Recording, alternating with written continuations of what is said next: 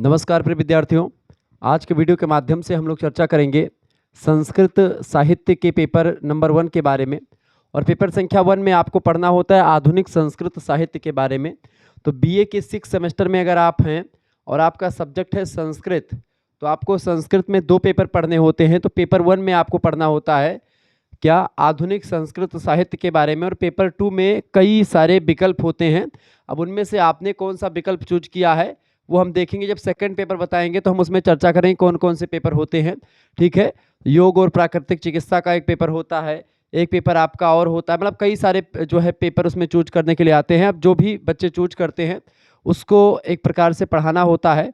हालांकि एक ही सब्जेक्ट अगर आप चूज करें या एक ही चीज़ें चूज करें तो ज़्यादा बेटर होता है, लेकिन बहुत सारे बच्चे उसमें अलग अलग तरीके से चूज कर लेते हैं। हालांकि मैं प्रयास करूंगा कि एक आध दो जो पेपर आपके हैं उनको भी मॉडल पेपर देने का प्रयास करूंगा। बहरहाल आज के वीडियो के माध्यम से हम आधुनिक संस्कृत साहित्य से बनने वाले बहुत ही महत्वपूर्ण लघु उत्तरीय, अति लघु उत्तरीय और दीर्घ उत्तरीय प्रश्नों पर चर्चा करने वाले हैं, जो कि आपकी परीक्षा के पॉइंट ऑफ व्यू से बहुत ही ज़्यादा महत्वपूर्ण है। ये महामैराथन संग्राम या महामैराथन क्लास होगी। ठीक है, सॉल्व मॉडल पेपर होगा 2025-26 की परीक्षाओं के लिए। तो ये एक प्रकार से बहुत ही महत्वपूर्ण लेक्चर है और आधुनिक संस्कृत साहित्य paper number 1 Sanskrit BA 6 semester के बच्चों के लिए बहुत ही उपयोगी ये लेक्चर होने वाला है। ठीक है, तो जो बच्चे हमारे साथ जुड़ रहे हैं फटाफट से एक बार वीडियो को लाइक कर दीजिएगा, चैनल पर अगर नए हैं तो सब्सक्राइब भी कर दीजिएगा, क्योंकि इसी प्रकार से इन्फॉर्मेटिव वीडियो लगातार मैं आपके लिए लाता रहता हूँ। चले, पहला क्वेश्चन आपकी स्क्रीन पर आ चुका है, सभी लोग देखने का प्रयास करेंगे। पहला क्वेश्चन आपकी स्क्रीन पर विजुअल हो पा रहा होगा, सभी लोग देख पा रहे होंगे। बहुत ही ज़बरदस्त क्वेश्चन है और अच्छे तरीके से आपको चीज़ें समझ में भी आ रही होंगी। ठीक है, ये क्वेश्चन आपकी स्क्रीन पर आ चुका है। अभी पहला क्वेश्चन है, ये अति लघु उत्तरीय के क्वेश्चन है। पहला क्वेश्चन है, मोहनलाल शर्मा पांडे का जन्म कब और कहाँ हुआ था। मोहनलाल शर्मा इनका पांडे उपनाम है। ठीक है, पांडे क्या नाम है इनका, उपनाम है पांडे, यानी इनको प्यार से लोग पांडे कह करके बुलाते थे। तो आपसे प्रश्न है कि मोहनलाल शर्मा पांडे का जन्म कब और कहाँ पर हुआ था। संस्कृत के बढ़िया विद्वान माने जाते हैं। तो इनका जन्म जो हुआ था कहाँ पर हुआ था या कब हुआ था, तो इनका जन्म राजस्थान में हुआ था। 1934 ईस्वी में हुआ था। जयपुर नाम के इलाके में हुआ था, राजस्थान में, राजस्थान स्टेट के जयपुर जिले में इनका जन्म हुआ था। किसका, इनका मोहनलाल शर्मा पांडे जी का। ठीक है, तो ये पहला क्वेश्चन आपका हो गया। दूसरा प्रश्न है, मोहनलाल शर्मा पांडे की रचनाओं का उल्लेख कीजिए, इनकी रचनाओं के बारे में लिखें। तो मोहनलाल शर्मा पांडे की प्रमुख रचनाएं इस तरीके से हैं। अब ऐसे अति लघु उत्तरीय में प्रश्न पूछे जाते हैं तो उनकी रचनाओं में आप इन 4-5 रचनाओं को ध्यान रखेंगे। पहली रचना है रसक पूरम। कौन सी रचना है, रसक पूरम। ठीक है, दूसरी रचना है पद्मिनी, तीसरी है पत्र दूतम। ठीक है, और चौथी रचना है नति तति। ठीक है, नति तति। तो ये एक प्रकार से नाति तति, ये रचना पद्म दूतम, पद्मिनी, रसक पूरम, ये 4 रचनाएं ध्यान रखें किसकी, मोहनलाल शर्मा पांडे जी की, जो कि संस्कृत के, आधुनिक संस्कृत के बढ़िया विद्वान हैं। इनकी रचनाएं परीक्षा में प्रश्न यहाँ से पूछा गया पिछले वर्ष। आगे देखेंगे, तीसरा क्वेश्चन आपका आ चुका है लघु उत्तरीय का। प्रश्न है, रसक पूरम की कथा वस्तु का संक्षिप्त विवरण दीजिए।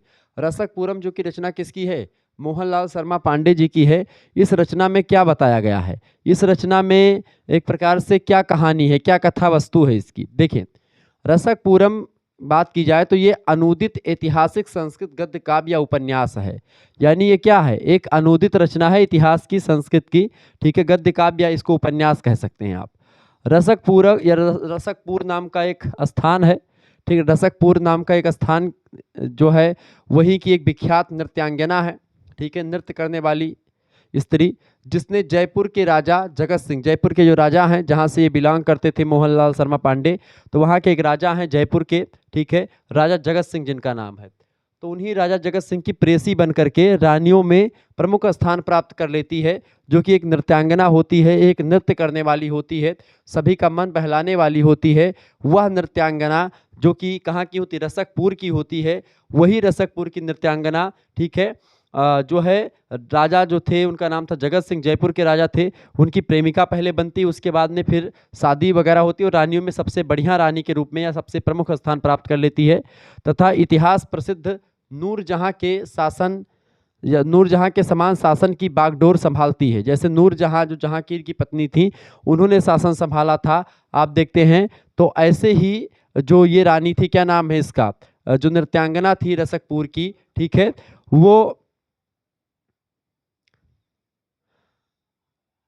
रसकपुर के नाम से विख्यात नृत्यांगना जो थी, उसने एक प्रकार से क्या किया, उसने राजा जगत सिंह से की प्रेमिका बनती है और उसके बाद में वो जैसे नूरजहां ने शासन किया था, ठीक है, मुगल वंश में, ऐसे ही इसने शासन किया राजस्थान में। अंत में षड्यंत्र का शिकार हो जाती है, हो जाने से उसे आजीवन कारावास हो जाता है। और इस तरीके से, चूंकि भाई सभी को लगता था ये नृत्यांगना कहाँ से यहाँ पर बैठ गई, तो ये रसकपुरम जो है, ये रचना जो है इसी कहानी को केंद्रित करके लिखी गई है, ठीक है, रसकपुर के राजा जगत सिंह और उसकी प्रेयसी नृत्यांगना के बारे में। दूसरी रचना जो है इनकी पत्रदूतम, एक खंड काव्य है और इसकी कथा वस्तु के बारे में बताएं। पत्रदूतम खंड काव्य किसका रचना है भाई? पत्रदूतम जो खंड काव्य है जिसके बारे में आपने अभी पढ़ा, ठीक है, क्या नाम है इनका? मोहनलाल शर्मा पांडे जी, इनकी रचना है पत्रदूतम भी, ठीक है। पत्रदूतम खंड काव्य दूत काव्य परंपरा में एक और कड़ी है। दूत काव्य परंपरा मतलब किसी को दूत बना करके भेजना, जैसे कि पवन दूतिका, हवा को दूत बना करके भेजना। मेघदूतम कालिदास की रचना, मेघ को यानी बादलों को दूत बना करके भेजना, ऐसे रचना है पत्रदूतम, ठीक है। तो ये दूत काव्य परंपरा में एक और कड़ी है। 1990 ईस्वी में हुए खाड़ी युद्ध में एक और इराक, यानी खाड़ी युद्ध मतलब जो खाड़ी के देश हैं, इराक, ईरान, ये सब जो हैं, ठीक है, उनके बीच में युद्ध हो रहा था। खाड़ी में तमाम सारे देश हैं, तजाकिस्तान मतलब कि उज्बेकिस्तान, तमाम प्रकार के जो राज्य हैं, जो कि बंगाल मतलब खाड़ी, बंगाल की खाड़ी की नहीं बात हो रही है, ये हो रही है आपके जैसे कि जो ईरान, इराक, जहाँ पर पेट्रोलियम ज़्यादा मिलता है उनको खाड़ी देश कहते, तो वहाँ पर, ठीक है। तो इराक हो गया, या फिर उसके राष्ट्राध्यक्ष कौन थे इराक के? सद्दाम हुसैन। तो दूसरी ओर कुछ खाड़ी देश और थे तथा उनके पीछे महाशक्ति संपन्न कुछ देश खड़े हुए थे। संपूर्ण विश्व को हिला करके रख देने वाले इस खाड़ी युद्ध को वर्ण विषय बना करके रचा गया एक रचना है पत्रदूतम, ठीक है। इस खाड़ी युद्ध की घटनाओं की जानकारी सेना अध्यक्ष के द्वारा अपनी पत्नी को लिखे पत्र के माध्यम से दी गई है। तो एक पत्नी को पत्र लिखता है एक सेना अध्यक्ष होता है, तो उसी पर एक प्रकार से इसको पत्रदूतम नाम दे दिया गया और इसी के लिए ये रचना बड़ी फेमस हुई, ठीक है। तो ये एक प्रकार से खाड़ी युद्ध के समय के सेनाध्यक्ष और उसके पत्नी के बीच एक जो पत्र के द्वारा वार्तालाप होती है उसी से संबंधित रचना है, ठीक है। अगली रचना आप देखते हैं। अगला प्रश्न आपके स्क्रीन पर आ चुका है। प्रश्न मुक्तक चित्र काव्य नति नति, जो कि इन्हीं की रचना है, ठीक है। तो ये रचना जो है मोहनदास शर्मा, या फिर क्या नाम है इनका, ठीक है, मोहनलाल शर्मा पांडे जी। तो मोहनलाल शर्मा जी की रचना है, कौन सी रचना है? मुक्तक चित्र काव्य है, ठीक है। नति नति जिसको कहते हैं, नति नति नाम से विश्वविख्यात है। इसकी विषय वस्तु का संक्षिप्त वर्णन कीजिए। देखिए, स्तोत्र साहित्य में एक सुंदर कड़ी जोड़ने वाले नति परक मुक्तक संग्रह नति नति की यह विशेषता है कि इसका प्रत्येक पद जो पद्य है, जो रचनाएं लिखी गई उसका जो प्रत्येक पद्य है वो नागरी वर्णमाला के एक एक वर्ण को नायक बना करके लिखा गया है। नति नति नागरी वर्णमाला मतलब कि जो नागरी, जो देवनागरी का वर्णमाला, जैसे छोटा बड़ा, इस तरीके से इन सभी वर्णों पर एक एक वर्ण को लेकर के एक एक वर्ण पर उसको नायक मान लिया गया, एक एक वर्ण को, और उसके अकॉर्डिंग चीजें लिखी गई हैं। और उस पद्य का प्रत्येक शब्द उस वर्ण से ही प्रारंभ होता है। इस प्रकार एक पद्य एक ही अक्षर में पूरा गुंफित होने से एक अक्षर चित्रम कहा जाता है इसको। यह काव्य इस दृष्टि से चित्र काव्य भी है, इसी वजह से इसको मुक्तक चित्र काव्य कहा जाता है। ये स्तोत्र काव्य भी है और ये मुक्तक काव्य भी। मुक्तक काव्य है, स्तोत्र काव्य है और चित्र काव्य है। विभिन्न आराध्यों के प्रति प्रणति समर्पित करने से इसका नाम नति नति जो है नाम सार्थक सिद्ध होता है और इस वजह से नति नति है, ठीक है। मोहनलाल शर्मा पांडे जी की रचना, ये फेमस रचना है, नति नति हो गई। चाहे बात की जाए पत्रदूतम की या बात की जाए जो है रसकपुरम की, ये तीनों रचनाएं बड़ी फेमस हैं। इसके अलावा एक रचना इनकी और थी जो मैंने आपको बताई थी, पद्मिनी, ठीक है। तो ये चार रचनाएं आप ध्यान रखेंगे, बड़ी फेमस हैं और इन्हीं की रचनाएं हैं। अगला क्वेश्चन आपके स्क्रीन पर आ चुका, फटाफट से आप देखने का प्रयास करेंगे। प्रश्न, प्रोफेसर श्रीनिवास रथ का जन्म कब और कहाँ पर हुआ था? प्रोफेसर श्रीनिवास रथ का जन्म जो हुआ था वो 1 नवंबर को हुआ था 1933 ईस्वी में। पुरी जो उड़ीसा में पड़ता है वहीं पर इनका जन्म हुआ था। अगला प्रश्न है, तदेव गगनम सयोधरा किसकी रचना है? तदेव गगनम सयोधरा ये रचना किसकी है? तदेव गगनम सयोधरा ये प्रोफेसर श्रीनिवास रथ की चर्चित रचना है, फेमस रचना है। अगला क्वेश्चन, श्रीनिवास रथ को साहित्य अकादमी पुरस्कार कब प्राप्त हुआ? बहुत ही फेमस प्रश्न। देखिए, श्रीनिवास रथ जी को साहित्य अकादमी पुरस्कार 1999 में यानी 1999 में प्राप्त हुआ था। ये सब संस्कृत के बढ़िया विद्वान हैं। अगला क्वेश्चन है, श्रीनिवास रथ का निधन कब हुआ था, यानी मृत्यु कब हुई थी इनकी? तो श्रीनिवास रथ का निधन जो हुआ था वो 13 जून 2014 ईस्वी को हो गया था। कब हुआ था? 2014 में इनका निधन हुआ। ठीक है, आगे बढ़ते हैं और भी प्रश्नों को जानने का प्रयास। तो ये सब अति लघुत्तरी में क्वेश्चन पूछे जाते हैं, ध्यान रखेंगे। अभी बड़ी प्रश्नों को भी मैंने रखा है, चर्चा करेंगे। प्रोफेसर श्रीनिवास रथ को कौन कौन से सम्मान प्राप्त हुए थे? इनको कई सारा सम्मान मिला था। प्रोफेसर श्रीनिवास रथ, चूंकि पहला सम्मान इनको राजशेखर पुरस्कार मिला, पंडित शिव सेवक तिवारी रजत पदक मिला इनको, राष्ट्रपति सम्मान पुरस्कार भी मिला इनको, और साहित्य अकादमी पुरस्कार से तो नवाजा ही गए 1999 में। इस तरीके से इनको बहुत सारे सम्मान दिए गए, और चूंकि सम्मान के लायक काम भी किया था, इस वजह से सम्मान मिला इनको। अगला क्वेश्चन है, प्रोफेसर श्रीनिवास रथ के पिता का क्या नाम था? तो श्रीनिवास रथ जी के पिता का नाम था पंडित जगन्नाथ शास्त्री। ठीक है, वो भी विद्वान आदमी थे। इस तरीके से आप चीज़ों को समझ पा रहे हैं। देखें, एक चीज़ यहाँ पर मैं आपको बताना जरूर चाहूँगा कि अगर आपको इन सभी का पीडीएफ प्राप्त करना है, वैसे पीडीएफ आपको बड़ी लंबी मिलेगी, मतलब ये लेक्चर जैसे संस्कृत की है तो संस्कृत की पीडीएफ आपको मिल जाएगी, पेपर 1 पेपर 2 दोनों की। ठीक है, संस्कृत ही नहीं, हिंदी की, ज्योग्राफी, पॉलिटी, इन सभी की जो वीडियो यहाँ पर आपको दिखाई पड़ रही होगी, इसका जो लिखा हुआ पीछे फॉर्म है ये सब पीडीएफ में है। तो ये पीडीएफ आपको मिल जाएगा जब आप व्हाट्सएप ग्रुप से हमारे जुड़ेंगे, उसमें सभी सब्जेक्ट का पीडीएफ आपको मिलता रहेगा। SMS करना है 9161 93 60 62 पर। इस नंबर पर आपको SMS करना है क्या? अपना नाम, अपनी यूनिवर्सिटी का नाम और अपने सब्जेक्ट के नेम लिख करके आपको भेज देने हैं। आपके लिए व्यवस्था क्या की गई है, आपके लिए आपके पास स्कैनर भेजा जाएगा, उसी पर आपको 100 रुपये भेजने होंगे। ठीक है, इसी 100 रुपये फीस में आपको ग्रुप से जोड़ा जाएगा। ठीक है, व्हाट्सएप ग्रुप बना दिया गया, उससे जोड़ दिया जाएगा। वहाँ पर आपको जब भी क्लास होगी तो उसकी लिंक मिलेगी। ठीक है, और जितने भी पीडीएफ आपके हमारे पास उपलब्ध होंगे वो सारे पीडीएफ आपको मिलेंगे। ठीक है, क्वेश्चन पेपर विश्वविद्यालय का होगा तो वो भी आपको दिलवाया जाएगा। इस तरीके से मॉडल पेपर जो होंगे वो भी आपको बनाए जाएंगे, तो उसकी पीडीएफ मिलेगी और वीडियो लेक्चर भी मिलेंगे, सभी चीज़ें मिलेंगी। तो आप जिनको भी जुड़ना है जुड़ सकते हैं। केवल संस्कृत का ही नहीं बल्कि आपके 2 सब्जेक्ट जो होंगे उन दोनों सब्जेक्ट के मिलेंगे। तो दोनों सब्जेक्ट का जो मेन सब्जेक्ट है वो, और दोनों पेपर उनके। ठीक है, 2-2 पेपर होते हैं दोनों पेपर के। इसके साथ ही साथ आपको एक को करिकुलर पेपर होता है अनिवार्य वाला। तो अनिवार्य वाला पेपर जो होता है जिसमें आपको क्या पढ़ना है, जिसमें आपको पढ़ना है communication skill and personality development. तो उसकी भी तैयारी आपकी करवा दी जाएगी इसी में। लगभग 10 से 15 प्रैक्टिस सेट हमारे पास उपलब्ध है, वो आपको मिल जाएगी। इसके साथ ही साथ उसके वीडियो लेक्चर्स आपको मिल जाएंगे। ठीक है, वीडियो लेक्चर्स के अलावा आप जो है उस वीडियो को इसको जा करके निकलवा करके भी आप पढ़ सकते हैं, जो कि को करिकुलर में पास होना बहुत अनिवार्य होता है। तो सारी चीज़ें हैं, और ऑब्जेक्टिव टाइप के प्रश्न जो बनेंगे वो भी मैं प्रयास करूँगा ऑब्जेक्टिव का भी मिले सब चीज़ें। ठीक है, तो आपको टेंशन बिल्कुल भी नहीं लेना है, शुक्ला स्टडी पॉइंट आपके साथ है, सभी सब्जेक्ट की तैयारी आपको यहाँ पर मिलती रहेगी। चलें आगे बढ़ते हैं और भी चीज़ों को जानने का प्रयास करते हैं।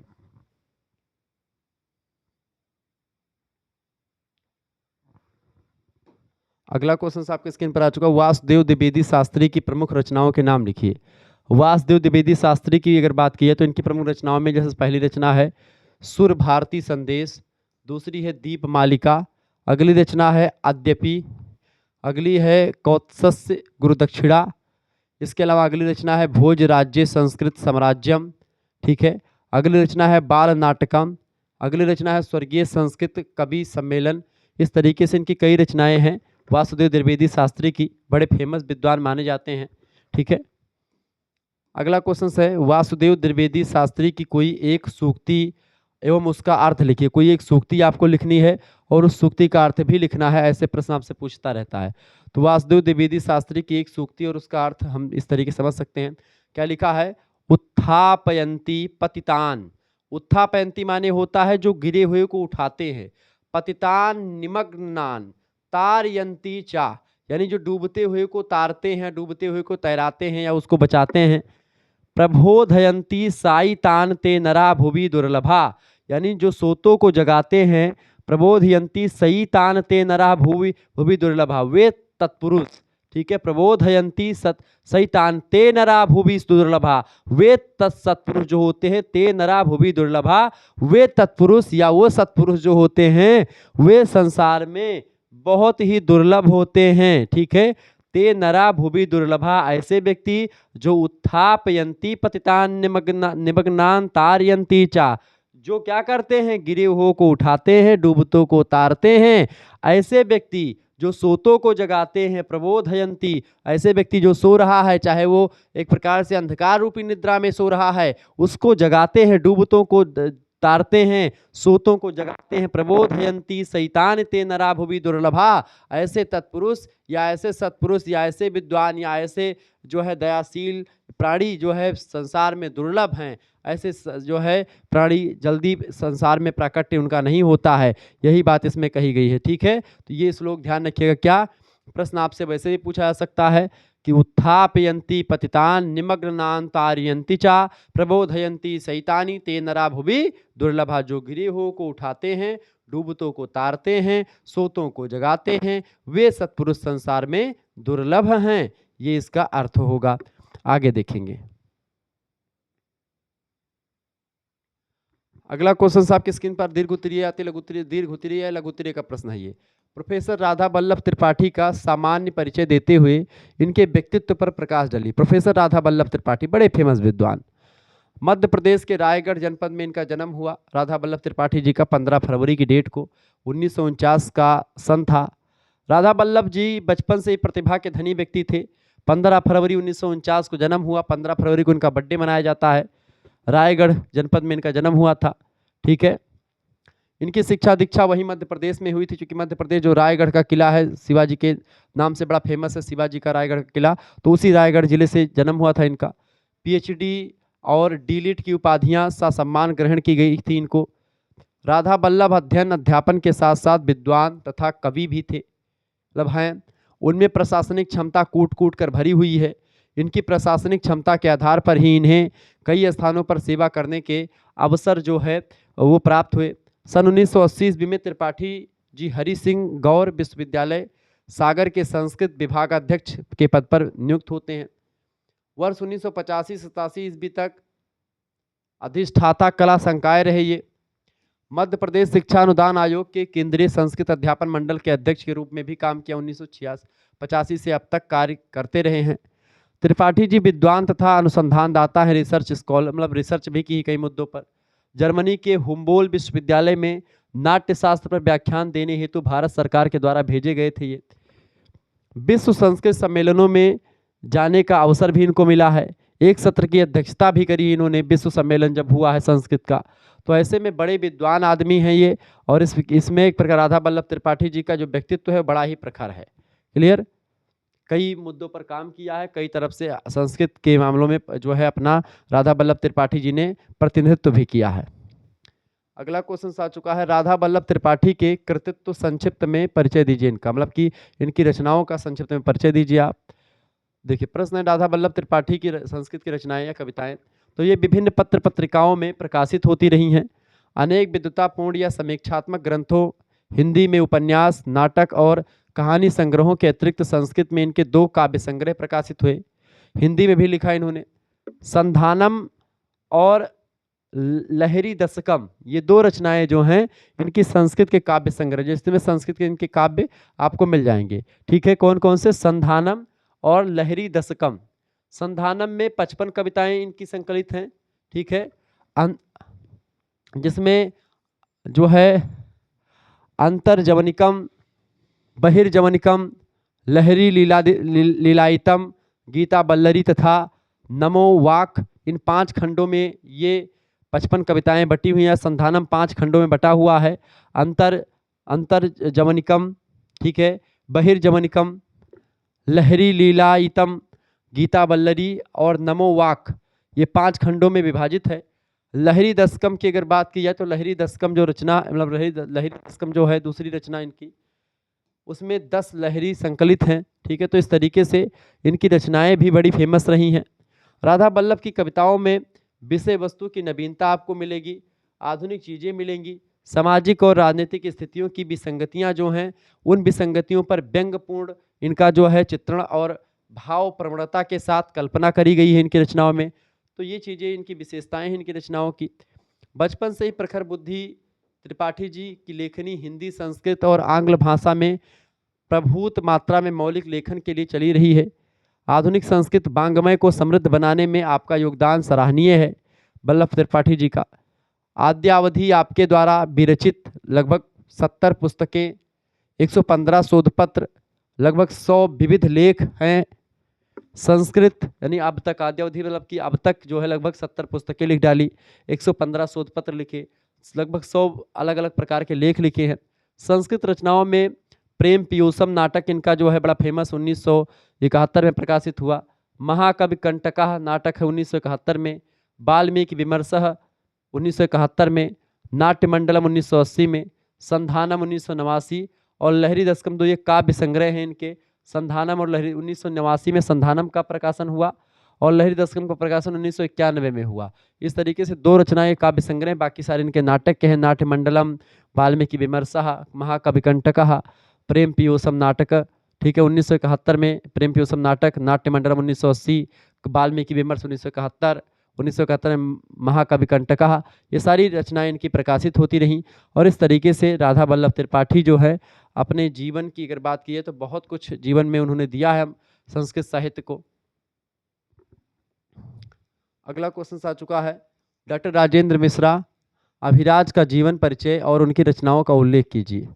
देखिए डॉक्टर राजेंद्र मिश्रा का जन्म 1943 ईस्वी में हुआ था, ठीक है। विक्रम संवत देखें तो 2000 विक्रम संवत में पौष शुक्ल की पंचमी को इनका जन्म हुआ था, पूष माघ की शुक्ल पक्ष की पंचमी को इनका जन्म हुआ था। उत्तर प्रदेश के जौनपुर के द्रोणीगिरी नामक ग्राम में, द्रोणीगिरी ग्राम पड़ता है जौनपुर में। जब आप जौनपुर जो जानते हैं जौनपुर, तो जौनपुर में पड़ता है, ठीक है।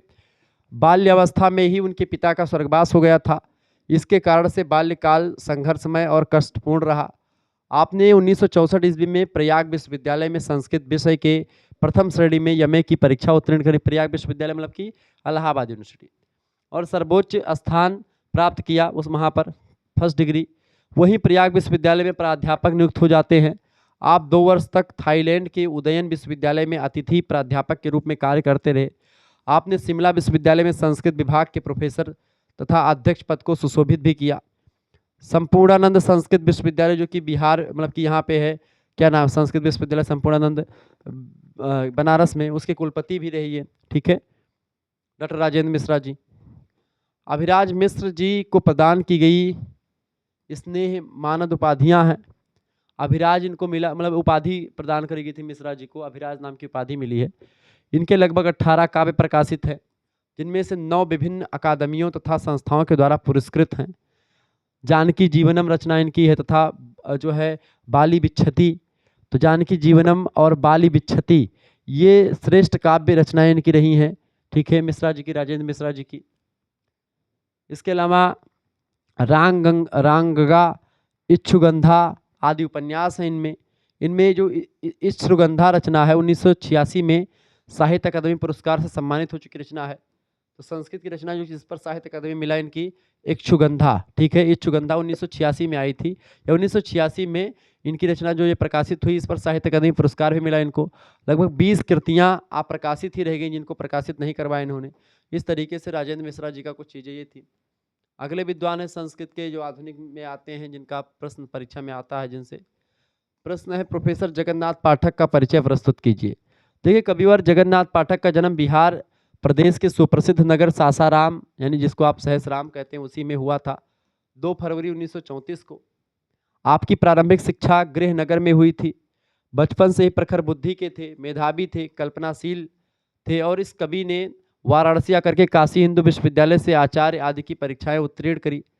जम्मू संस्कृत विद्यापीठ तथा गंगानाथ झा संस्कृत विद्यापीठ इलाहाबाद में प्राचार्य के पद पर आसीन रहे। आज भी सेवानिवृत्त होकर के संस्कृत साहित्य की श्रीवृद्धि कर रहे हैं जगन्नाथ पाठक जी, ठीक है। तो बड़े फेमस व्यक्ति हैं। प्रोफेसर जगन्नाथ पाठक के व्यक्तित्व और कृतित्व पर संक्षेप में प्रकाश डालिए, ऐसे भी प्रश्न आपके आ सकते हैं। देखिए आधुनिक कवि जगन्नाथ पाठक ने अनेक सुप्रतिष्ठित बहुचर्चित मुक्तक काव्यों को प्रकाशित कराया है। पाठक जी उर्दू के, फारसी के भी बड़े अच्छे जानकार थे। अनेक उर्दू फारसी कविताओं का ज्यों का त्यों संस्कृत अनुवाद भी किया है, चूँकि अनुवाद वही व्यक्ति कर सकता है जो दोनों भाषाओं के बारे में, स्रोत भाषा और लक्ष्य भाषा दोनों के बारे में जानकारी रखता हो, और वो थे बिल्कुल जगन्नाथ पाठक जी। फारसी और उर्दू की कविता की मिठास, सुकुमारता को संस्कृत के छंदों में उतार कर उन्होंने एक नई दिशा पकड़ी है। उनका पहला काव्य संग्रह है, उसका नाम है कपि साइनी, 1980 में प्रकाशित हुआ। इसके अलावा मृदिका पर पाश्चात्य मधुशालावाद से प्रभावित संस्कृत मुक्तक काव्य है।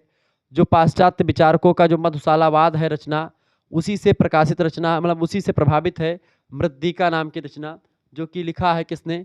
पाठक जी ने, जगन्नाथ पाठक जी की रचना है। तो जो 1983 में प्रकाशित हुआ, पिपासा नामक संस्कृत गजल इनकी है, गजल गीतों का संग्रह है पिपासा, ठीक है। ये प्रोफेसर जगन्नाथ पाठक का है, पिपासा नामक संस्कृत गजल गीतों का संग्रह, ठीक है। ध्यान रखेंगे, सब प्रश्न परीक्षा में खूब पूछे आते हैं। 1987 ईस्वी में प्रकाशित हुआ। सन 1992 में प्रकाशित इनकी रचना है बिच्छति वातायनम। बिच्छति वातायनम जो रचना है, ये 2000 संस्कृत मुक्तकों का संग्रह है। 2000 से अधिक इसमें मुक्तक जो है, मतलब कि छंद वगैरह लिखे हैं, काव्य लिखे हैं। इसके अलावा आर्या सहस्त्ररामम, आर्या सहस्त्ररामम नाम की जो रचना है 1995 में प्रकाशित हुई। इसमें 1000 आर्या छंदों का मुक्तक काव्य का संग्रह है। आर्या छंद संस्कृत का एक छंद होता है, उसी में इसमें लिखा गया है। लगभग जो है 1000 छंद हैं आर्या के, मुक्तक काव्य परंपरा से है। और ये आर्या सहस्त्ररामम इसीलिए इसका नाम पड़ा है, ठीक है, चूंकि आर्या छंद में लिखा गया रचना है। तो पाठक जी बड़े विद्वान आदमी थे। पाठक जी ने संस्कृत के साथ साथ हिंदी में भी रचनात्मक साहित्य प्रवृत्त किया। इसके साथ ही साथ आपकी ध्वन्यालोक, हर्षचरित आदि प्राचीन ग्रंथों की हिंदी टीकाएं भी बड़ी उपाधियां हैं। ध्वन्यालोक जो रचना है किसकी? आनंदवर्धन की। आनंदवर्धन कौन है? आनंदवर्धन का नाम आप लोगों ने सुना होगा, ध्वनि संप्रदाय के प्रणेता आचार्य हैं आनंदवर्धन। तो उन्हीं आनंदवर्धन की रचना है ध्वन्यालोक, उस पर इन्होंने काम किया। हर्षचरित जो कि बाण भट्ट की रचना है। तो ध्यान रखेंगे, ध्वन्यालोक किसकी रचना है? आनंदवर्धन की रचना है, लिख लीजिएगा। आनंदवर्धन की काव्य शास्त्र में मैंने पढ़ाया था। हर्षचरित जो रचना है किसकी रचना है? हर्षचरित जो रचना है ये बाण भट्ट की रचना है। किसकी रचना है? बाण भट्ट की रचना है, ठीक है।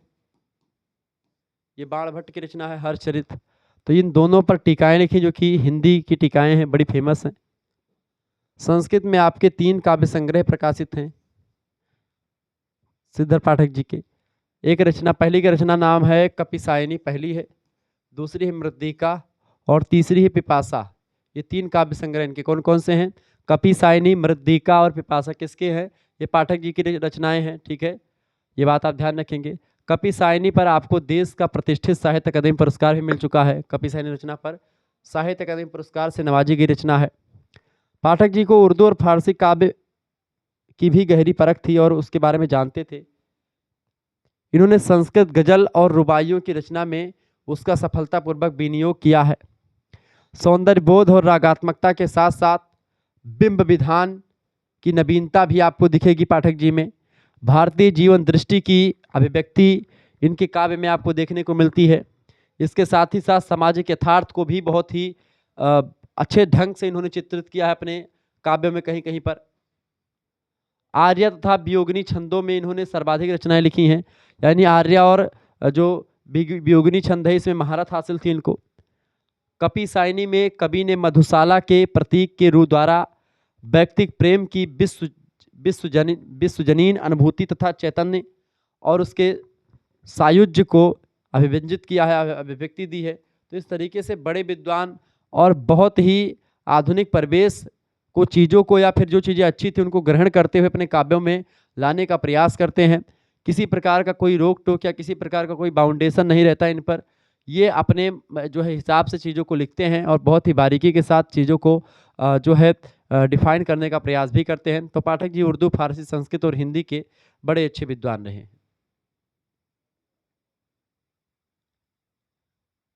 अगले विद्वान हैं,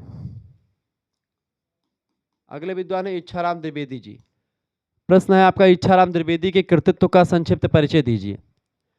देखिए, इच्छाराम द्विवेदी की अगर बात की तो गजल और गीतों की विपुल मात्रा में रचना इन्होंने करी। विपुल माने बड़े मात्रा में, भारी मात्रा में। तो गजल और गीतों की अगर बात की संस्कृत में तो इच्छाराम द्विवेदी जी ने बड़ा अच्छा लिखा है।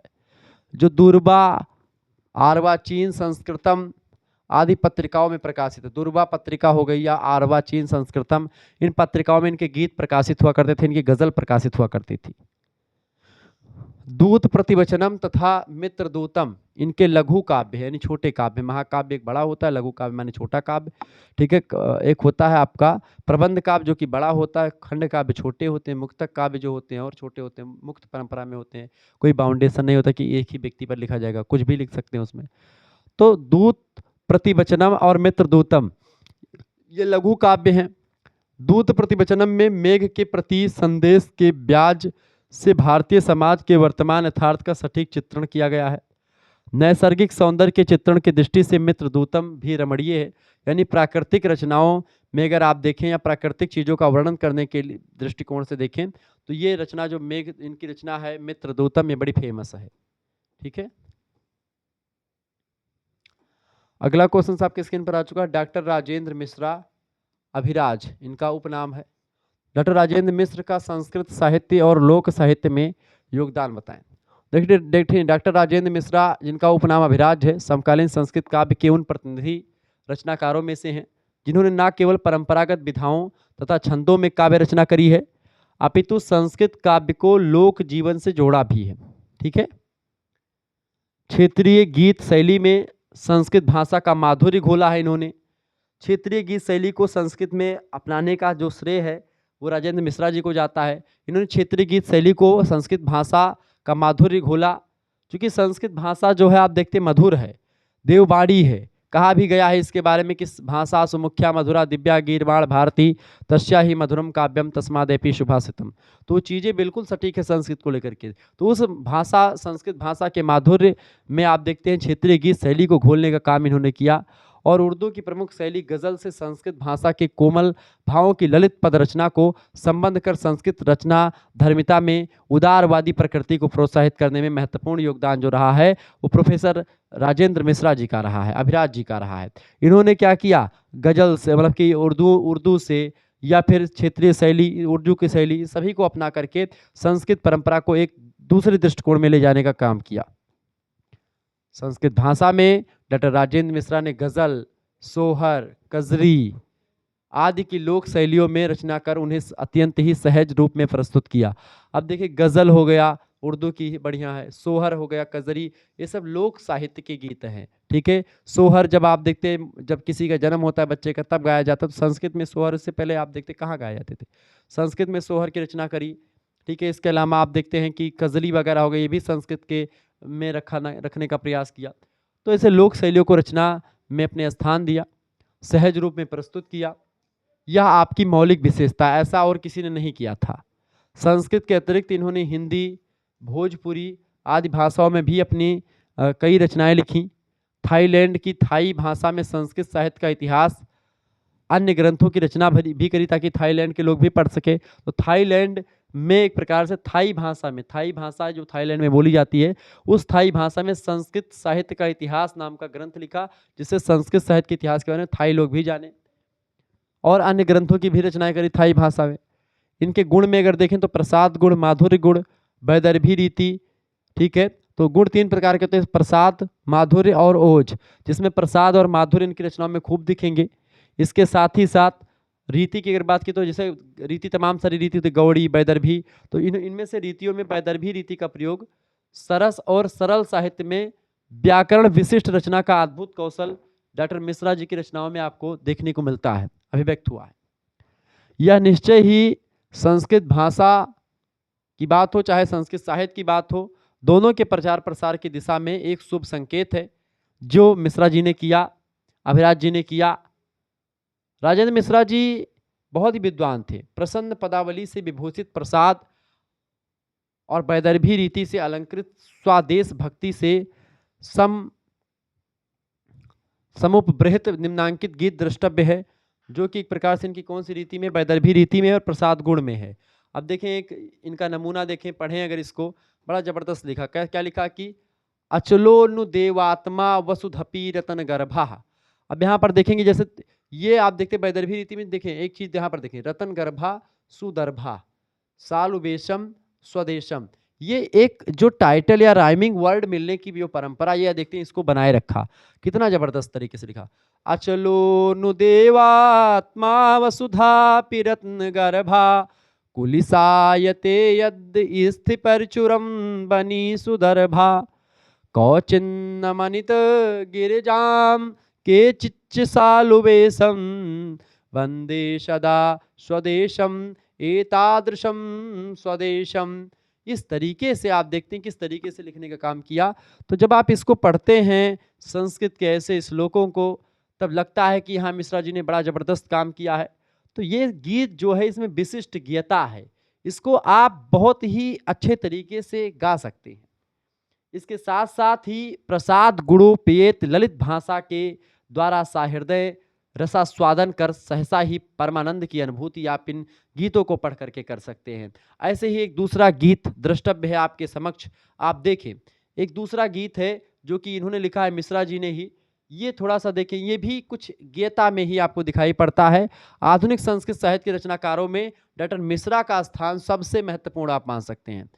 मिश्रा जी लिखते हैं कि जीवनम रोचते नो विधानम बिना मोदते नयो हंसो निपानम बिना मल्लिका मंजरीणाम विकास सया चंचरी को मृतो हंत पानम बिना आगतेयम कुतो मेन कादृग पदे खंडिता कौशिको अयम प्रमाणम बिना कीदृशीयं शिखायग्ने हृदयी पोतिथा स्वापर हमर्यहुतम तैलदानम बिना।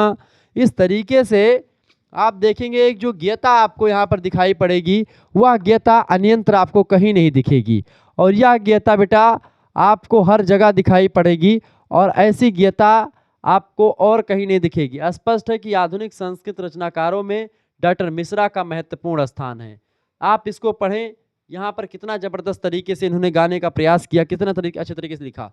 क्या कि जीवनम रोचते नो विधानम बिना मुदते नयो हंसो निपानम बिना मल्लिका मंजरीणाम विकासाशया चंचली को मृतो हंतापानम बिना आगतेयम कुतो मेनका दृक्पदे खंडिता कौशिको अयम प्रमाणम बिना।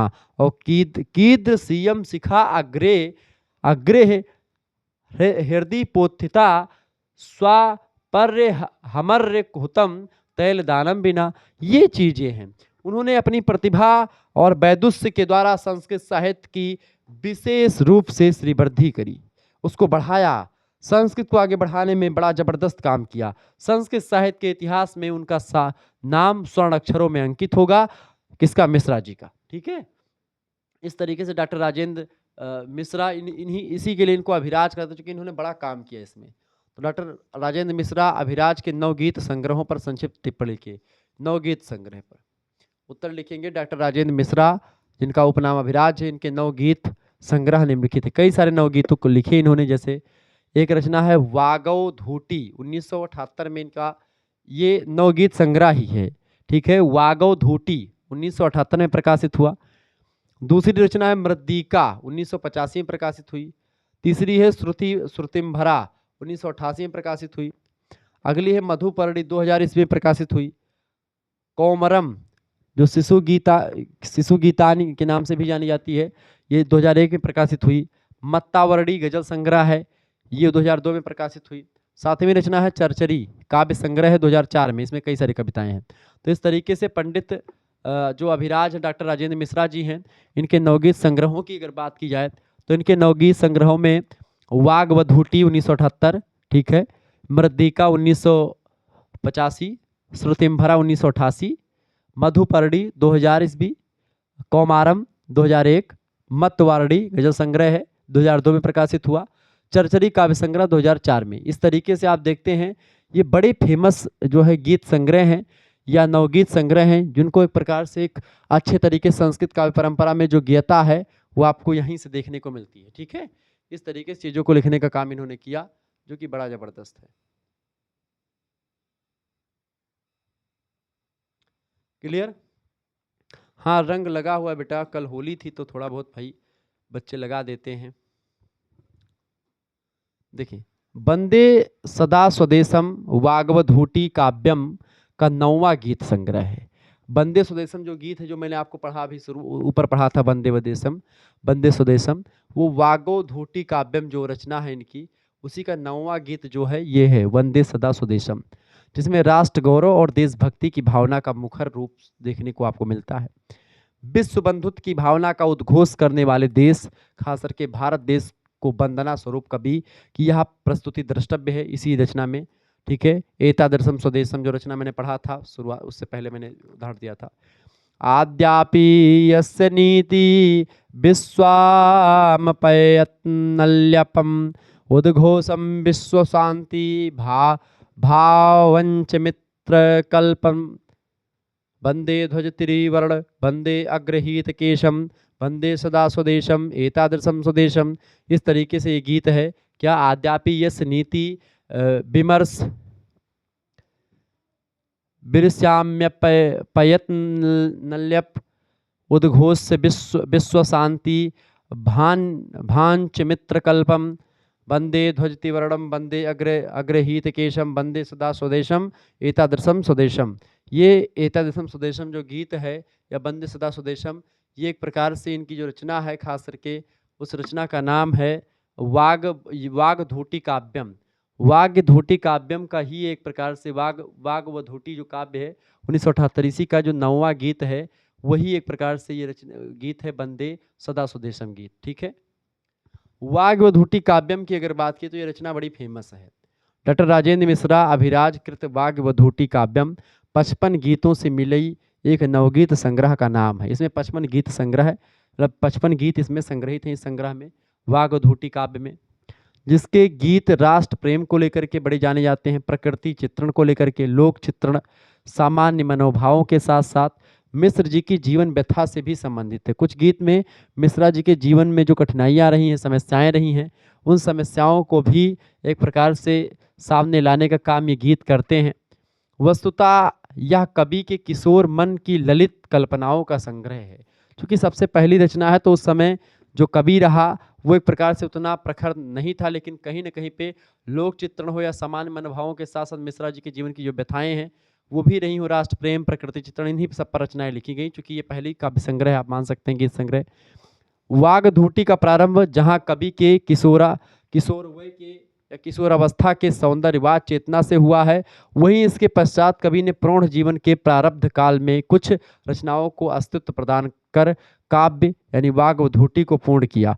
इस तरीके से कुछ रचनाएं तो इनके प्रारंभिक जीवन काल से संबंधित है, लेकिन कुछ रचनाएं जो इनकी हैं वो इनकी वाक्पटुता और इनकी जो गंभीरता उसको दिखाने का काम करते हैं। अगली रचना, मतलब अगला प्रश्न आपकी स्क्रीन पर आ चुका, बड़ा फेमस प्रश्न है भाई। प्रश्न है श्रम गीता के कथानक पर प्रकाश डालिए। श्रम गीता के कथानक पर प्रकाश डालिए। देखिए, श्रम गीता में व्यक्ति और समाज के उत्कर्ष के लिए अतीव रोचक और महत्वपूर्ण सिद्धांतों को प्रस्तुत किया गया है। श्रम गीता जो रचना है बड़ी फेमस रचना है, उसका कथानक क्या है, उसकी कहानी क्या है, उसी के बारे में हमको पढ़ना है। ठीक है,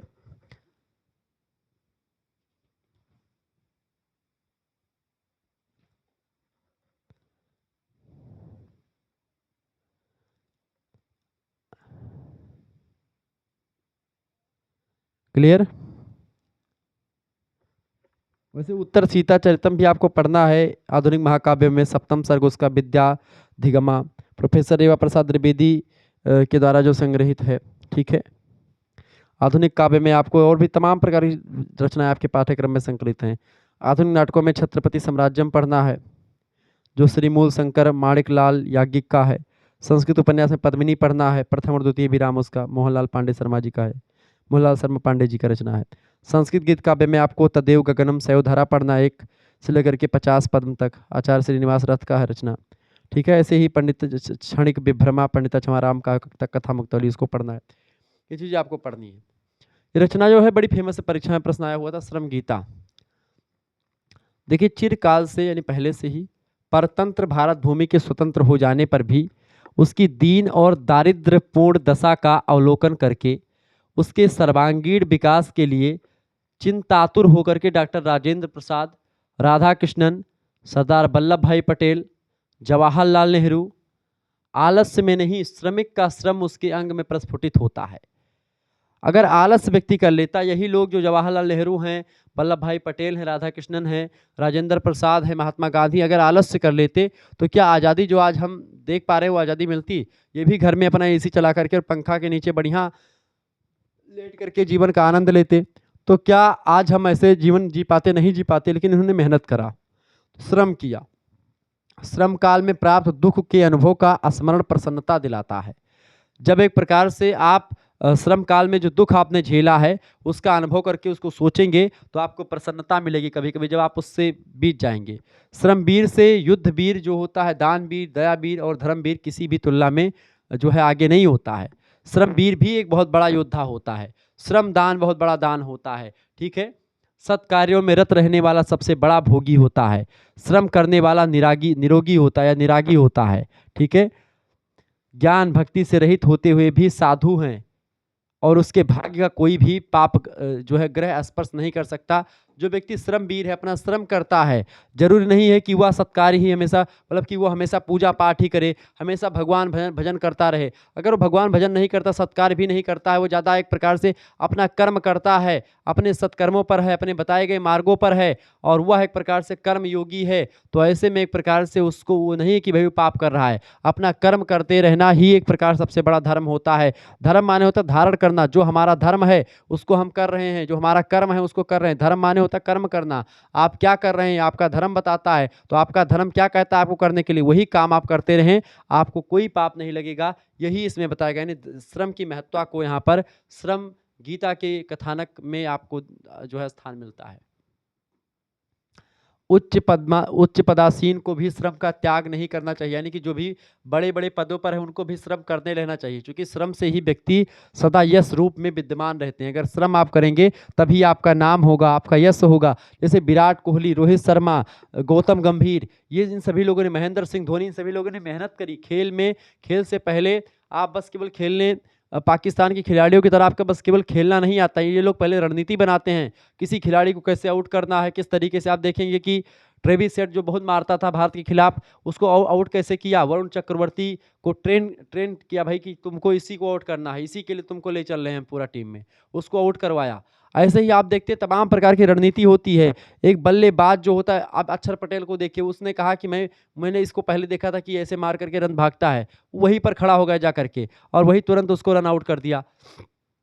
तो ये चीज़ें होती हैं एक सफल खिलाड़ी की। अगर कोई व्यक्ति श्रम करेगा तभी वो खिलाड़ी बनेगा, मेहनत करेगा, तो वो मेहनत करना बहुत ज़रूरी है। तो श्रम जो होता है वो आपका साध्य जो होता है, श्रम एक साध्य है जो कि आपको आपके गंतव्य तक, आपको आपके मंजिल तक पहुंचाता है। श्रम से ही व्यक्ति सदा यश रूप विद्यमान रहते हैं।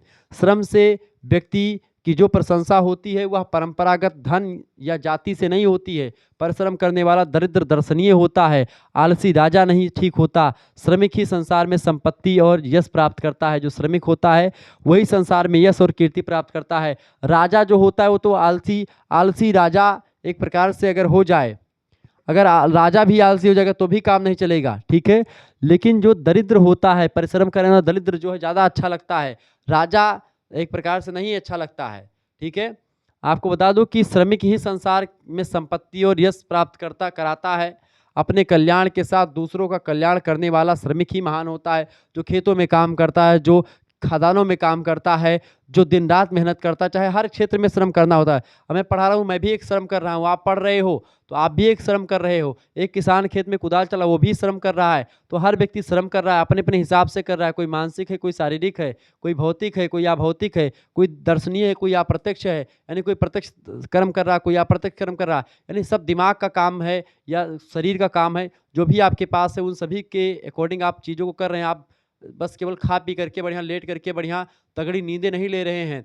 आप जो है अपनी जो है वो नहीं कि भाई आपने काम कर लिया या फिर कुछ भी कर लिया तो आपके पास पैसे हैं तो आप सोओगे दिन भर, नहीं। पैसे हैं फिर भी आप पैसे कमाने के लिए आगे बढ़ते रहते हैं, या सत्कर्म करने के लिए, लोगों को और मदद करने के लिए आप आगे बढ़ते हैं, तो वो भी एक कर्म होता है, वो भी श्रम ही है। ठीक है। तो श्रम जो होता है वो सबसे इंपॉर्टेंट होता है आज के युग में। श्रम ही श्रेष्ठ धर्म है। जो व्यक्ति कहते हैं कि धर्म हमारा हिंदू धर्म, मुस्लिम धर्म है, ये धर्म दुनिया भर का कोई धर्म वरम नहीं मानिए। आप सीधा अगर आप श्रम करते हैं। श्रम गीता यही कहता है कि अगर आप श्रम करते हैं तो श्रम जो है आपको आपके दरवाजे, मोक्ष के दरवाजे खोल देगा। ईश्वर भक्ति और मोक्ष प्रदायक है। ईश्वर की भक्ति, अगर आप अपना श्रम कर रहे हैं तो भी आपको ईश्वर की भक्ति मिलेगी, आपको मोक्ष मिलेगा। श्रम दान देवताओं में भी दुर्लभ महादान है। श्रम जल स्वर्ग में भी अप्राप्य जो है ब्रह्मवारी है। कहने का मतलब श्रम योगी की सभी पूजा करते हैं, चाहे वो देवता हो चाहे जो हो। श्रम योगी, महायोगी, धार्मिक, ब्रह्मचारी और शीलवान, एक प्रकार से सब श्रम योगी एक प्रकार से इनके बराबर होते हैं। महायोगी के, धार्मिक, ब्रह्मचारी, शीलवान, ये सब उपाधियां श्रम योगी को मिल जाती हैं। तो श्रमशील व्यक्ति जो होता है आज सबसे इंपॉर्टेंट माना गया है। श्रम करने वाला वृषभ तो वंदनीय है।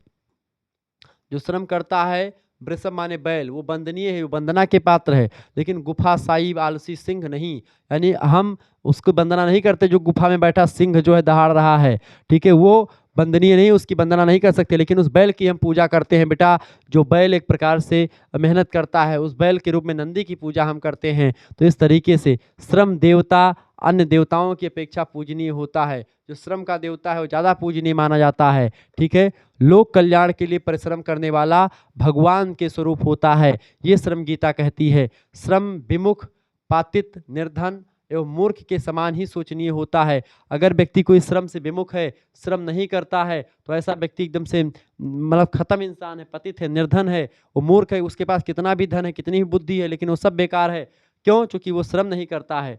शारीरिक रूप से दुर्लभ, दुर्बल की अपेक्षा उत्साह, बल, कर्म से विहीन अधिक दुर्बल है। अगर व्यक्ति कर्म से विहीन है तो ज़्यादा दुर्बल है। अगर उसके पास बुद्धि कम है तो भी कोई दिक्कत नहीं, लेकिन अगर वो श्रम बली है तो वो व्यक्ति विद्वान से बढ़ करके माना जाता है। शास्त्र पंडित और शस्त्र पंडित दोनों ही श्रम को देवता मानते हैं, ठीक है। चाहे वो शास्त्र के ज्ञाता हो चाहे वो शस्त्र के ज्ञाता हो, वो सभी श्रम के बल पर ही खाते पीते हैं। जो श्रमिक होता है वही अन्न उगाता है, तब जाकर के उनके खाने के लिए होता है। चारों आश्रमों के लोग श्रम से ही सुख पाते हैं। श्रम से प्रेम करने वालों को चारों पुरुषार्थों की सिद्धि होती। चार पुरुषार्थ कौन कौन से? चार पुरुषार्थ में आपका पहला होता है धर्म, दूसरा होता है अर्थ, तीसरा होता है काम, चौथा होता है मोक्ष, जो कि जीवन का चरम और परम लक्ष्य होता है मोक्ष। तो ये चारों पुरुषार्थ इस एक श्रमिक व्यक्ति को मिल जाता है, चाहे वो कोई पूजा पाठ करे या ना करे। वो अपने और अपने आश्रितों की जो है गृहस्थ आश्रम जो सबसे इंपॉर्टेंट है, तो श्रमिक रहते हुए अगर गृहस्थ आश्रम का पालन करता है तो बहुत ही फेमस व्यक्ति हो जाता है। वो एक प्रकार से मोक्ष की प्राप्ति कर लेता है।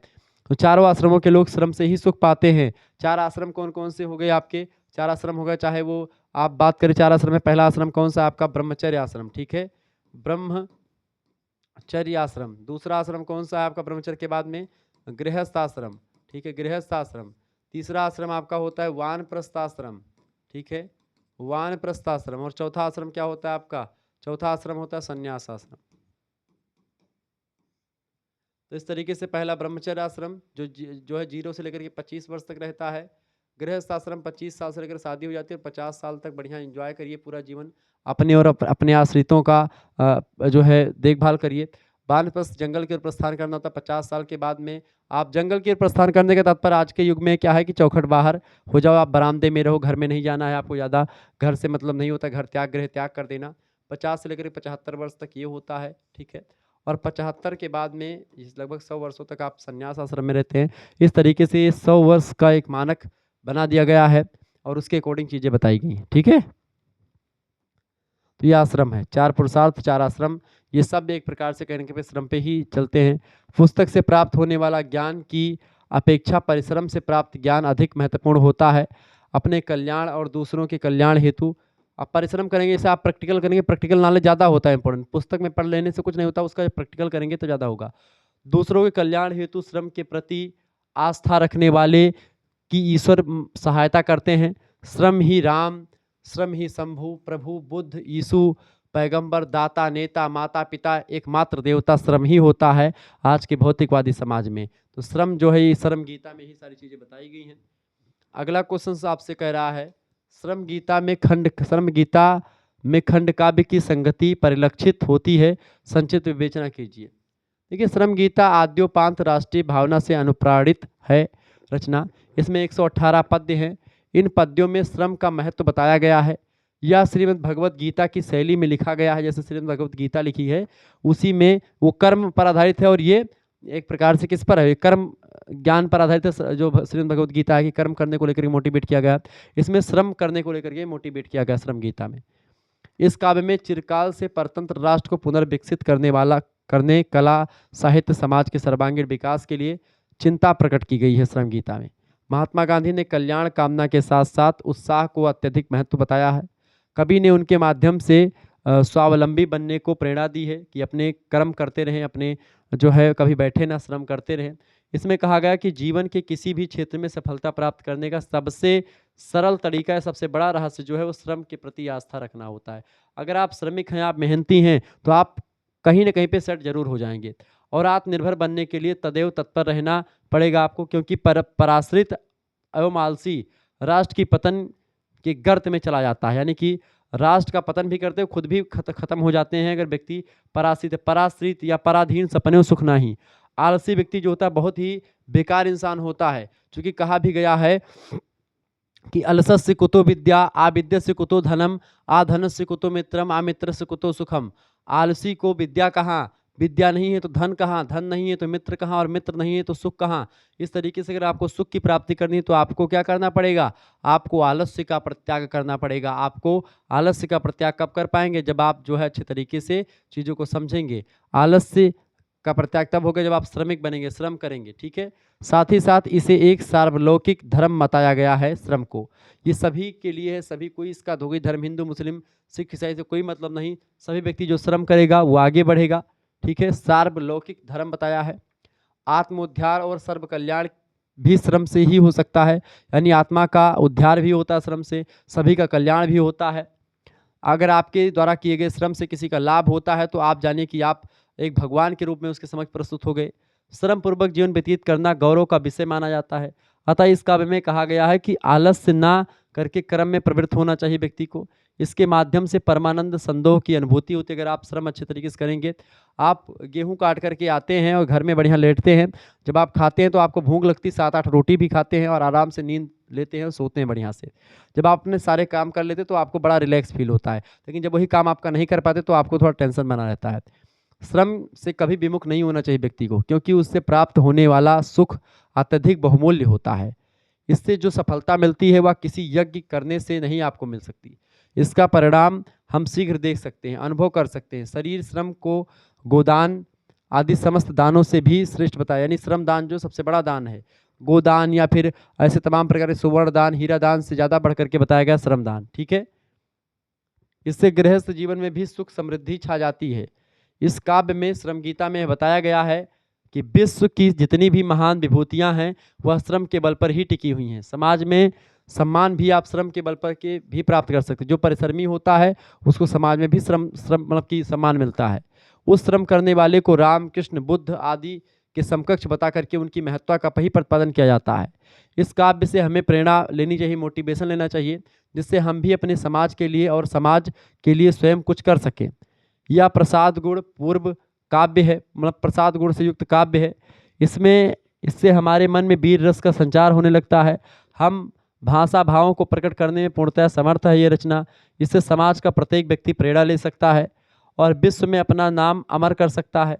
श्रम से समाज के साथ साथ राष्ट्र का भी महान उपकार होता है। अतः यह राष्ट्रीय भावना परक खंडकाव्य की कोटि में आने के सर्वथा उपयुक्त है और ठीक ठाक है, क्योंकि श्रम व्यक्ति जो होता है हर एक क्षेत्र में कर सकता है। तो ऐसे में हर एक क्षेत्र के व्यक्तियों को श्रम करना चाहिए। श्रम से पीछे हटे, समझे कि आप अपने जीवन को कहीं ना कहीं पे खुद ही लात मार रहे हैं। आगे देखें अगला प्रश्न, छत्रपति साम्राज्यम नाटक के कथानक पर प्रकाश डालिए। देखिए, छत्रपति साम्राज्यम नाटक का कथानक सर्वदा स्तुत्य इतिहास प्रसिद्ध है। महाराष्ट्र केसरी छत्रपति शिवराज या शिवाजी के शौर्यपूर्ण कार्यों और उनके साम्राज्य स्थानापत्योद्योग को नाट्य रूप में प्रस्तुत किया गया है। मूल शंकरलाल याज्ञिक ने प्रयास किया है। छत्रपति साम्राज्य में रचना किसकी, मूल राज शंकरलाल याज्ञिक की है। इसमें नाट्य रचना के सभी तथ्य, कथा वस्तु, अवस्था, संधि आदि का प्रयोग और निर्वाह सफलतापूर्वक किया गया है। पूरे नाटक में 1646 ईस्वी से लेकर के 1674 ईस्वी तक की शिवाजी के जीवन कार्यों से संबंधित घटनाओं को बहुत जबरदस्त तरीके से बताया गया है। लेखक ने कथा वस्तु के लिए ग्रैंड डफ, सरदेसाई, मैकमिलन, श्रीपाद शास्त्री और मैकर की पुस्तकों का सहारा लिया है। शिवाजी का मुख्य उद्देश्य स्वराज की स्थापना ही नाटक का मुख्य प्रयोजन रहा है। इसका संकेत हमें प्रथम अंक में इस भूमि को धर्मच्युत उन्मद शासकों के अत्याचार से मुक्त कराने के लिए स्वतंत्र साम्राज्य स्थापना के अतिरिक्त अन्य कोई भी श्रेयस्कर मार्ग नहीं है। यहीं से नाटक की मुख्य संधि आरंभ नामक अवस्था का बीज अर्थ प्रकृति का आभास मिलता है। द्वितीयांक में प्रतिमुख संधि का प्रारंभ संप्रति 40,000 जन मेरी सेना में सम्मिलित होना चाहते हैं, परंतु धनाभाव के कारण से नियुक्त करने का साहस नहीं हो रहा है। चतुर्थ अंक में तृतीय गर्भसंधि प्रारंभ होती है। गुप्तचरों को शत्रुओं के विषय में पूर्णतः परिचय प्राप्त करने दो। पदाति अश्वारोही आदि सेना विभागों के अध्यक्ष उन्हें तैयार करें। दुर्गों के अधिकारी उनकी रक्षा के लिए निश्चित सावधान रहें हमेशा। अब हमें अपना पराक्रम दिखाने का अवसर है और शत्रुओं के विनाश का समय आ गया है। सप्तवें अंक में विमर्श संधि है। इसमें श्रेष्ठ दुर्गों में आज तक हमारी स्वतंत्रता की रक्षा होती रही है, परंतु भाग्य के परिवर्तन से हम उन्हें खो देने के लिए प्रस्तुत हो गए हैं। फिर भी भाग्य अनुकूल होने पर पुनः ये हमारे स्वतंत्र प्राप्ति में सहायक होंगे। अंत में नवम अंक में नाटककार ने पंचम संधि निर्वहन का निर्वाह बड़ी ही कुशलता से किया है।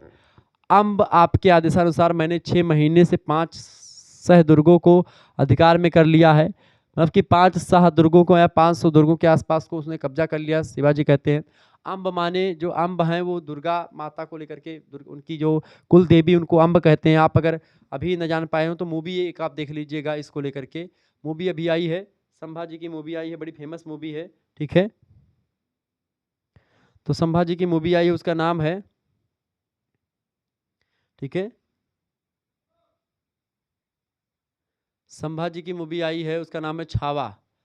विकी कौशल ने उसमें बड़ी एक्टिंग करी। छावा मतलब कि संभाजी की एक्टिंग करी। छावा माने होता है शेर का पुत्र को छावा कहते हैं, शेर के बच्चे को। तो शिवाजी चूंकि शेर ही थे, स्वराज्य स्थापना को लेकर के जो शिवाजी ने नींव डाली थी उसको आगे बढ़ाने में संभाजी ने बड़ा योगदान दिया। संभाजी बहुत योद्धा थे, बहुत दौड़ा दौड़ा के मारे थे मुगलों को, ठीक है। उसके बाद में फिर उनको बंदी बना लिया गया था धोखे से, चूंकि इन्हीं के लोग मिल गए थे। और उसके बाद में फिर उनके नाखून को उजाड़ा गया, उनके नाखून के साथ साथ उनके आंखों को निकाल लिया गया, उनकी जीभ काट ली गई, मतलब उनकी यातनाएं इतनी दी गई, लगभग बहुत दिनों तक उनको यातनाएं दी गई। तो वो सारी चीज़ें आपको मूवी में दिखेगी। तो छावा मूवी आप देख लीजिएगा। तो उसमें जो अम्ब हैं वो इनकी कुल देवी हैं, ठीक है। इतना ही नहीं, साहित्य दर्पणकार के मतानुसार, ठीक है, कुर्यान वाहड़े अद्भुतम, लेखक ने अद्भुत रस की भी सफल अभिव्यक्ति प्रस्तुत की है। अहो इस साधु की मुख आकृति मेरे पुत्र की मुख आकृति से कुछ अंशों में समानता रखती है। इस प्रकार 10वें अंक में शिवराज का राज्याभिषेक रूप साम्राज्य संस्थापन उद्देश्य सफल होता है। इस तरीके से ये जो रचना है छत्रपति साम्राज्यम, ये एक प्रकार से बड़ा जबरदस्त रचना है। छत्रपति साम्राज्यम नाटक के प्रथम अंक का सारांश लिखिए। देखिए पहला अंक जो इसका है, इस अंक में साम्राज्य स्थापित करने के लिए साधन और साधक पर शिवराज तथा उनके वयस्क मित्रों के द्वारा विचार किया गया है। अंक का नाम है साम्राज्योपक्रम। साम्राज्योपक्रम प्रस्तावना के पश्चात शिवराज अपने मित्रों खास करके ऐसाजी, बाजीराव और तानाजी के साथ मंच पर आते हैं। प्रारंभ में ऐसाजी, बाजी और तानाजी आपस में यमन शासकों की अत्याचारी नीति तथा उनकी कृपा पर जीवित रहने वाले क्षत्रिय राजाओं के व्यवहार के संबंध में बातचीत करते हैं। सभी क्षत्रिय नरेश अपने स्वार्थ के वशीभूत परस्पर कलह करके यमन सम्राट की शरण में जो है सासुख जीवन व्यतीत कर रहे हैं। यही कारण है कि आज हम भारतीय तेज से हीन हो गए हैं। इसी बात को लेकर चर्चा हो रही है कि भाई जितने भी राजा महाराजा हैं हिंदू के, वो सब इधर उधर करके अपना जो है अपना अपना हित साध रहे हैं, ठीक है। बीच में ही शिवराज ने मतलब कि शिवराज ने उनके आपसी विवाद को समाप्त करने की दृष्टि से कहा कि हमारी इस दशा का कारण यही है कि क्षत्रिय नरेश भी यवनों का सा आचरण करने लगे हैं। अतः मित्रों, इस धरती को इस अधर्मी अन्यायी शासकों से मुक्त करने के लिए हमें प्रयास करके स्वतंत्र साम्राज्य की स्थापना करनी पड़ेगी, ऐसे शिवाजी ने कहा। अन्य कोई मार्ग नहीं है इसके अलावा। उसके अन्य मित्र इस कथन से सहसा सहमत नहीं होते। इसी समय सेवक से समाचार मिलता है कि भगनी को साथ लेकर गांव जाते हुए नेताजी को बीजापुर के सैनिकों ने मार डाला है। इस सूचना से शिवराज का रोष द्विगुणित हो गया और उन्हें तुरंत कहा कि क्या क्षत्रिय कुल में उत्पन्न होकर के भी हम लोग इस अपराध को क्षमा कर सकते हैं? कदापि नहीं। हम लोग अब एकमत होकर के धर्मराज की स्थापना के लिए कटिबद्ध हो जाएं। अंतोगत्ता उनके विचार से सभी सहमत हो गए। सभी जो राजा महाराजा थे सर्वतोभवेन सहायक रहने का वचन दिया गया। इसी समय यह साम्राज्य स्थापना के प्रयास का समाचार जान तोरण दुर्ग के रक्षक ने उपस्थित होकर के दुर्ग शिवराज के अधिकार में सौंप दिया। दुर्ग प्राप्त हो जाने से सबको बड़ी प्रसन्नता हुई और इस तरीके से प्रथम अंक में ही सारी चीज़ें हुई। जो रणनीति बनाई है किस तरीके से हमको मारना पीट मतलब कि किस तरीके से हमको यहाँ से भगाना, चाहे यमन की बात करें और चाहे अन्य इन लोगों की बात करें जो मुगल लोग हैं। ठीक है, अगला क्वेश्चन आ चुका, बच्चूलाल अवस्थी की रचनाओं का संक्षिप्त उल्लेख कीजिए। देखिए बच्चूलाल अवस्थी ने 40 खंडों में भारतीय दर्शन शास्त्र बृहत कोश की रचना की है। इन्होंने 100 से अधिक मुक्तक, लघु काव्य, गजलों आदि की रचना करी है।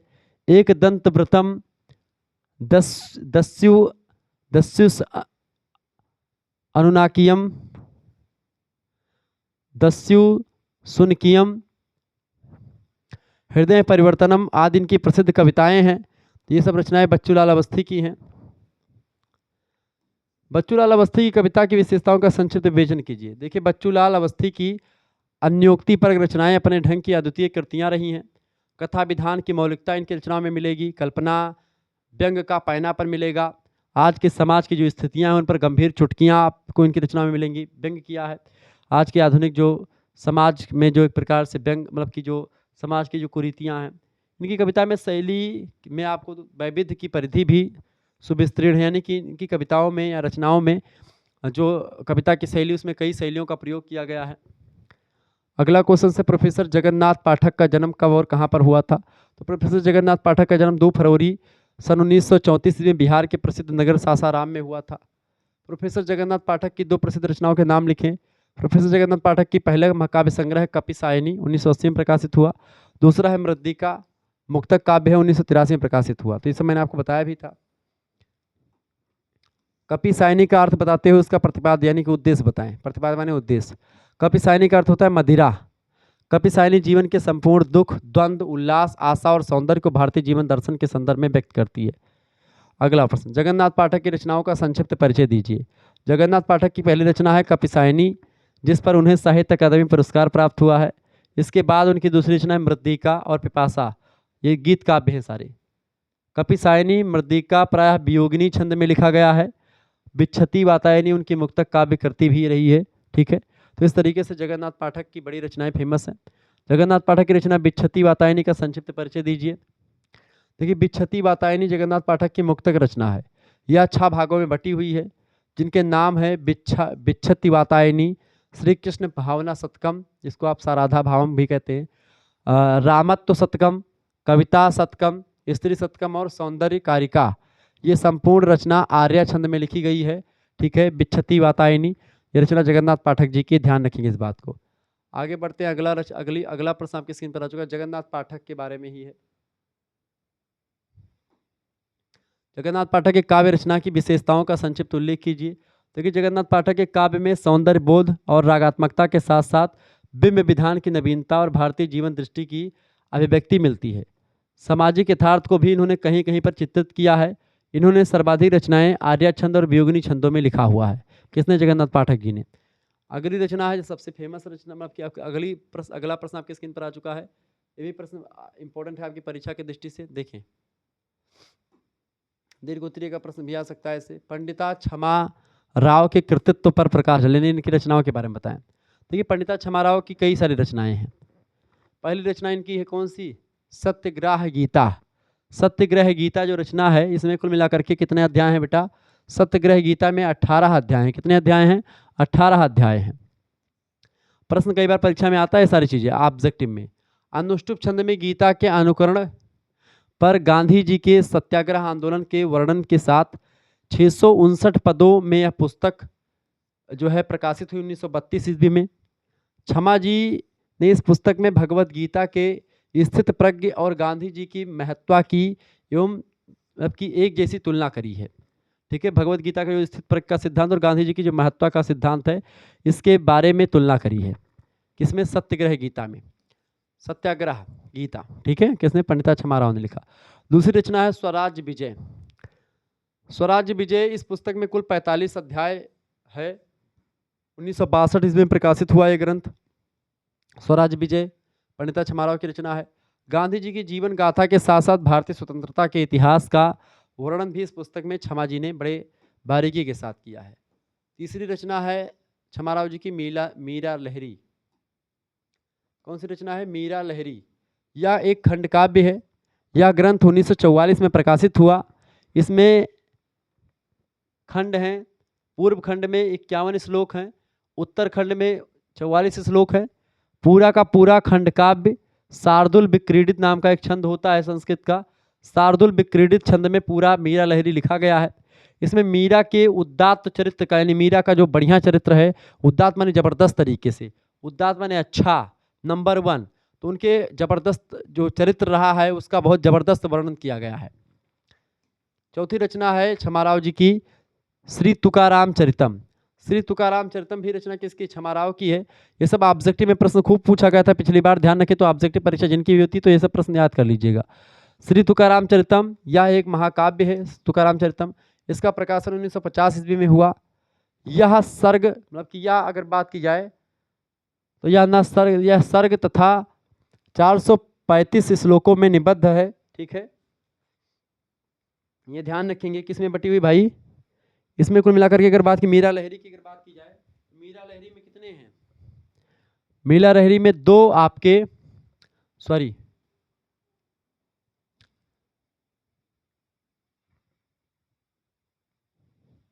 इसमें 2 खंड हैं, यहां पर कर लें। इसमें देखें मीरा लहरी में कितने खंड हैं? इसमें खंड नहीं, इसमें 2 खंड हैं।